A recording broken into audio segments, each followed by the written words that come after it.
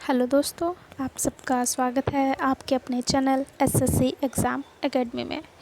तो दोस्तों, अगर जो आपको ये वीडियो पसंद आए तो वीडियो को लाइक कीजिएगा और चैनल को सब्सक्राइब करना ना भूलें। तो हमने लास्ट वीडियो में बात करी थी शब्द भेद के बारे में हम बात कर रहे थे। उसमें मैंने आपको बताया था कौन कौन से शब्द होते हैं। मैंने आपको चीनी, डच शब्द, शंकर शब्द वो सब कराए थे और मैंने आपको व्युत्पत्ति के आधार पर शब्द भेद बताए थे 3 रूट, यौगिक और योग रूट शब्द।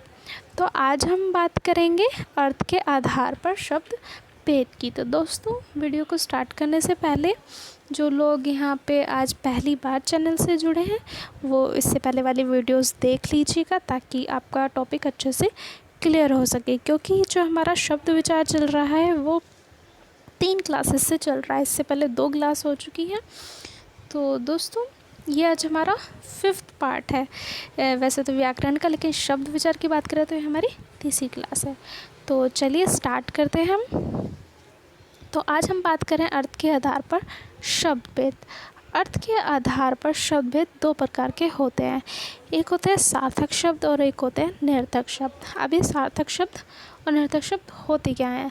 सार्थक शब्द होते हैं जिन शब्दों का अर्थ पूरा पूरा समझ में आए, उन्हें सार्थक शब्द कहते हैं। जैसे कमल, गाय, पक्षी, रोटी, पानी, ये क्या है? सार्थक शब्द है।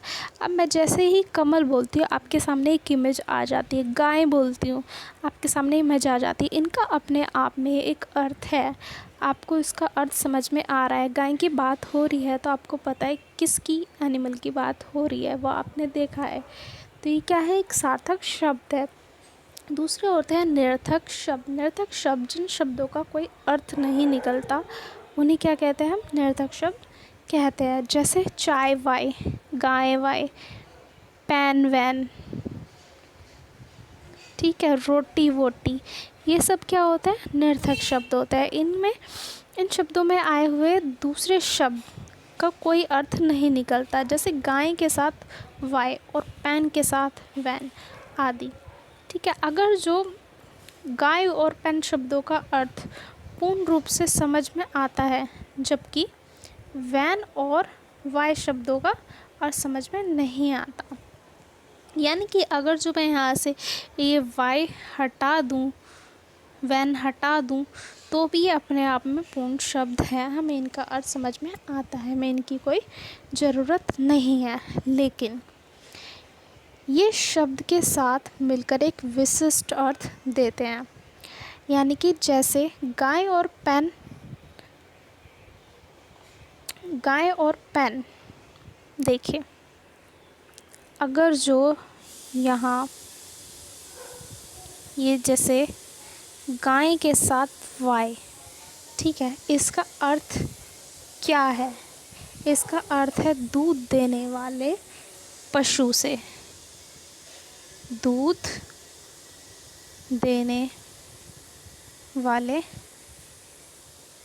पशु से इसका अर्थ है। यानी कि गाय वाय का मतलब है दूध देने वाले पशु से, और लेकिन सिर्फ गाय जब बोलेंगे तो क्या हमारा होगा? मतलब सिर्फ गाय से, ठीक है। और जैसे कि पैन वैन का अर्थ क्या होता है? लिखने के साधन से। क्या होता है? लिखने के साधन से होता है पैन वैन का मतलब, ठीक है दोस्तों।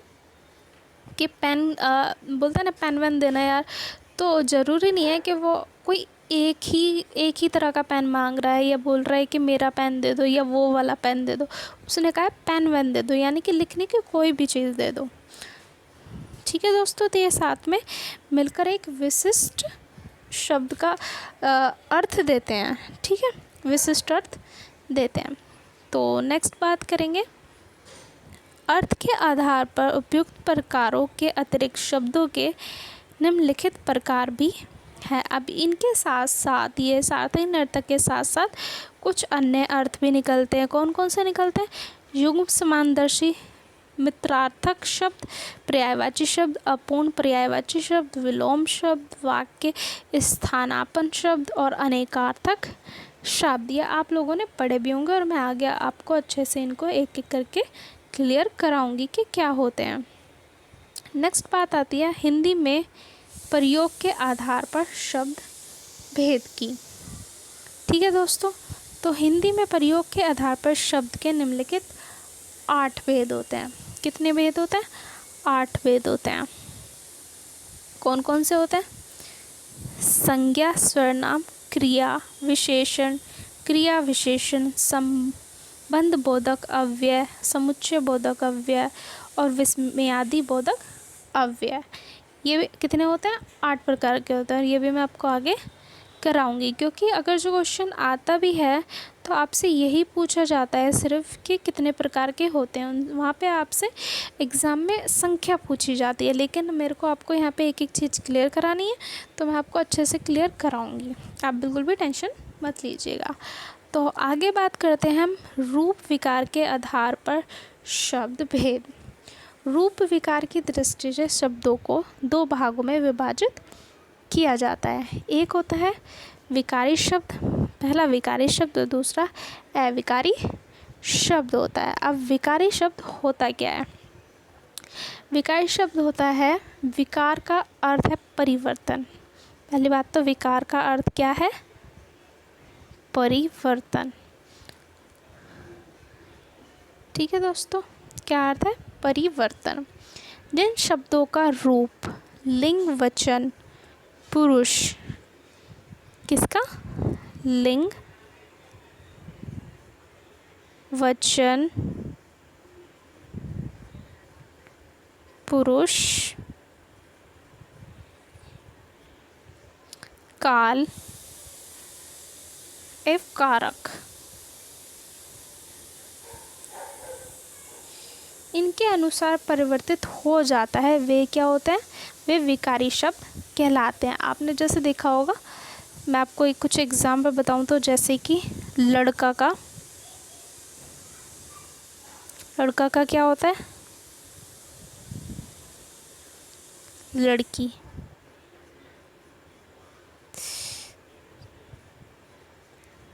लड़का का लड़की। ठीक है। गाय का, गया का, गई। ठीक है। अब दोस्तों देखोगे जैसे कि हम बोलेंगे लड़का गया, लेकिन लड़की के साथ क्या होगा? गई होगा। लड़के ने खाना खाया, लड़की ने खाना, लड़का जाएगा, लड़की जाएगी।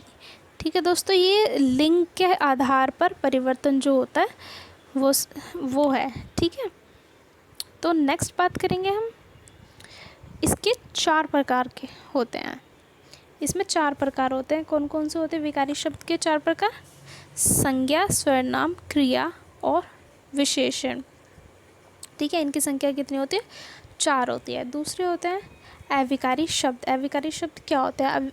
अविकारी शब्द वे शब्द हैं जिनका रूप, लिंग, वचन, काल, विभक्ति, पुरुष के कारण परिवर्तित नहीं होता। जैसे कि विकारी में परिवर्तित जिनके कारण हो रहा था, इसमें परिवर्तित नहीं होता है। ये जहाँ भी प्रयुक्त होते हैं एक ही रूप में रहते हैं। एक ही रूप में, ये याद रखेंगे, एक ही रूप में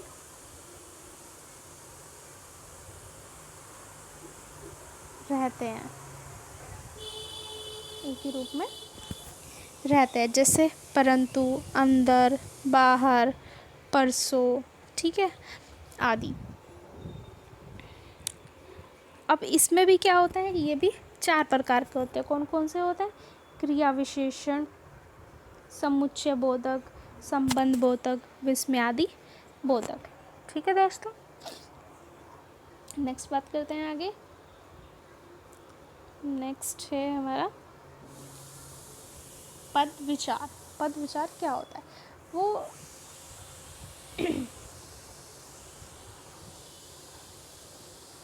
ठीक है दोस्तों, पद विचार की बात करेंगे। पद विचार होता क्या है? पद विचार की परिभाषा वो आप मैंने जो भी छोड़ दिया है वो बीच में, वो कंप्लीट हो चुका है। मैंने आपको भेद करा दिए क्या क्या होते हैं और मैं आपको उसको अच्छे से एक्सप्लेन करूँगी आगे पद विचार में। ठीक है दोस्तों, तो हम बात करते हैं पद विचार की। पद विचार होता क्या है? तो पद विचार जब कोई भी शब्द किसी वाक्य में लग जाता है। ठीक है दोस्तों, जब कोई भी शब्द किसी वाक्य में लग जाता है और उस वाक्य को अर्थ पूरा करने में मदद करने लगता है, तो उसे हम क्या कहते हैं? शब्द को हम पद कहते हैं। ठीक है, जैसे मोहन चित्र बनाता है। जैसे मोहन चित्र बनाता है। ठीक है दोस्तों, यहाँ पे क्या है? यह पद क्यों है? क्योंकि अगर इन्हें अलग अलग लिखा जाता तो ये क्या होते? अक्षर होते। ठीक है, अक्षरों का समूह होते हैं, जैसे डिक्शनरी में होते हैं। ये सब अलग अलग शब्द होते हैं जिनका अर्थ बिल्कुल क्लियर है। ठीक है, ये शब्दों के समूह होते हैं, लेकिन अब ये एक वाक्य के अंदर जुड़ गया है। जब यही शब्द किसी वाक्य में जुड़कर वाक्य के अर्थ को पूरा करने लगते हैं तो वे क्या कहलाते हैं? पद कहलाते हैं। जैसे मोहन, यह अपने आप में पत्र है, चित्र अपने आप में वो पद है, और बनता अपने आप में पद है। ठीक है दोस्तों, अब बात करेंगे इसकी डेफिनेशन की। पद की परिभाषा: सार्थक वर्ण या वर्णों के समूह को शब्द कहा जाता है। जब कोई सार्थक शब्द वाक्य में प्रयुक्त होता है तब उसे पद कहते हैं। ठीक है दोस्तों, जब कोई सार्थक शब्द वाक्य में प्रयुक्त होता है तब उसको क्या कहते हैं? पद कहते हैं। व्याकरण के नियमों के अनुसार विभक्ति, वचन, लिंग, काल आदि की योग्यता रखने वाले वर्णों का समूह पद कहलाता है। जैसे राम विद्यालय जाएगा, यहाँ मैंने आपके लिए एग्जाम्पल लिया है। जैसे राम विद्यालय जाएगा, मैंने अभी आपको बताया था कि मोहन चित्र बनाता है। ऐसे यह वाक्य राम विद्यालय और जाएगा 3 पदों से मिलकर बना है। अगर जो ये वाक्य में प्रयुक्त नहीं होते तो ये क्या होते? शब्दों का समूह होते, सार्थक शब्दों का समूह होते। और जब ये वाक्य में प्रयोग हो गए तो ये क्या कहलाएंगे? पद कहलाएंगे। यहाँ पे 3 पद का प्रयोग हो रहा है। ठीक है दोस्तों, नेक्स्ट बात करेंगे हम, आता है पदभेद। ठीक है, पदभेद क्या होता है? ये 5 प्रकार के होते हैं: संज्ञा, सर्वनाम, क्रिया, विशेषण और अव्यय। ठीक है दोस्तों,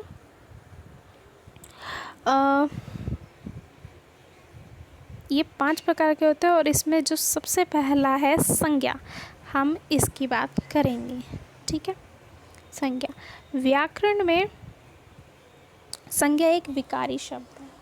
क्या है ये जो संज्ञा है? ये क्या है? विकारी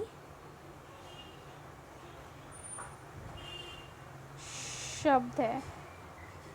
ठीक है, विकारी शब्द मैंने अभी आपको बताया। विकारी शब्द का मतलब क्या होता है? विकारी शब्द का मतलब क्या होता है? परिवर्तन।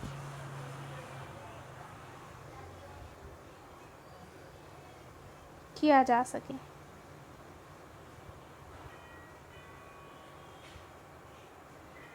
ठीक है, परिवर्तन किया जा सके।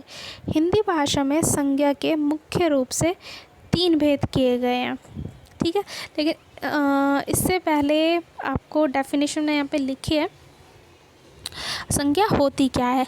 संज्ञा शब्द का अर्थ है ठीक ज्ञान कराने वाला। इसका अर्थ क्या होता है? ठीक ज्ञान कराने वाला। अर्थ है वह शब्द जो किसी स्थान, वस्तु, प्राणी, व्यक्ति, गुण, भाव आदि के नाम का ज्ञान कराता है, संज्ञा कहलाता है। ठीक है दोस्तों, जैसे मैंने कुछ यहाँ पे एग्जाम्पल लिए हैं।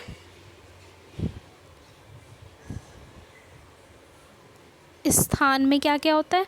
भारत, दिल्ली, वस्तु, पंखा, पुस्तक, प्राणी, गाय, चूहा, बिल्ली, कोई भी हो सकता है, व्यक्ति, राम, श्याम, सुरेश, मोहन। गुण, अवस्था या भाव के आधार पर बचपन, बुढ़ापा, सर्दी और सौंदर्य। ठीक है, अब आते संज्ञा के भेद के बारे में। संज्ञा के भेद 3 होते हैं, 3 प्रकार के भेद होते हैं। ठीक है दोस्तों, हिंदी भाषा में संज्ञा के मुख्य रूप से 3 भेद माने गए हैं। पहला व्यक्तिवाचक संज्ञा, दूसरा जातिवाचक संज्ञा और तीसरा क्या है, भाववाचक संज्ञा। अब हम एक एक करके इसके बारे में बात करेंगे। उससे पहले जो बोलेंगे कि द्रव्यवाचक और समूहवाचक। कौन सा? द्रव्यवाचक और क्या, समूहवाचक। ये जो है संज्ञा शब्दों के जातिवाचक संज्ञा ही माना जाता है। ठीक है दोस्तों, तो अब हम बात करेंगे सबसे पहले व्यक्तिवाचक संज्ञा की। ठीक है, व्यक्तिवाचक संज्ञा होता क्या है? जिन संज्ञा शब्दों से किसी एक ही व्यक्ति, वस्तु, एक व्यक्ति, वस्तु या स्थान विशेष का पता चलता है, उन शब्दों को व्यक्तिवाचक संज्ञा कहते हैं। जैसे व्यक्तियों के नाम। ठीक है, मैंने यहाँ पे एग्जांपल लिए हैं। व्यक्तियों के नाम, दिशाओं के नाम, देशों के नाम। व्यक्तियों के नाम में क्या क्या आ जाएगा? राम, श्याम, मोहन। ठीक है, राम, श्याम, मोहन। दिशाओं के नाम में उत्तर, पश्चिम, ठीक है, पूर्व। ठीक है, देशों के नाम में क्या क्या आ जाएगा? भारत, पाकिस्तान, चीन, नेपाल आदि। ठीक है, नेक्स्ट बात आती है जातिवाचक संज्ञा। जातिवाचक संज्ञा क्या होता है? जातिवाचक संज्ञा होती है जिन संज्ञा शब्दों से एक जाति के सभी प्राणियों या पदार्थों अथवा संपूर्ण जाति, वर्ग या समुदाय का बोध होता है, उन्हें जातिवाचक संज्ञा कहते हैं। जैसे मनुष्य, घोड़ा, नगर, पर्वत, घी, तेल, स्कूल आदि। ठीक है, थर्ड बात आती है भाववाचक संज्ञा क्या होती है?